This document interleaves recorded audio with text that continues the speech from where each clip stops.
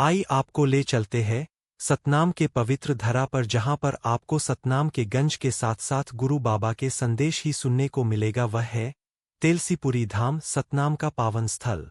जय सतनाम। साहेब सतनाम। आप सुन रहे हैं गुरु बाबा के संदेश।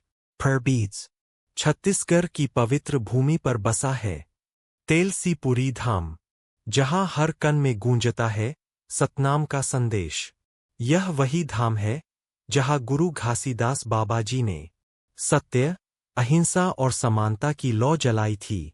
deciduous tree, प्राकृतिक सौंदर्य से घिरा यह स्थान भक्ति और ध्यान की भूमि है। यहाँ की हर हवा, हर वृक्ष सतनामी आस्था की गवाही देता है। white flag, तेलसीपुरी धाम में स्थित है बाबा जी का जैतिस्थान और सतनामी ध्वज, जो आत्मबल, शांति और समता के प्रतीक है। footprints, श्रद्धालु यहाँ नमन करते हैं उन पावन चरणों को जो भेदभाव को मिटाकर इंसानियत का रास्ता दिखाते हैं।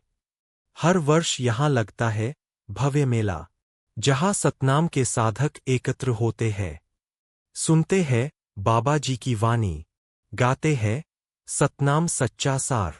तेलसीपुरी केवल एक स्थान नहीं, यह एक चेतना है, एक प्रेरणा है, एक सत्य मार्ग है।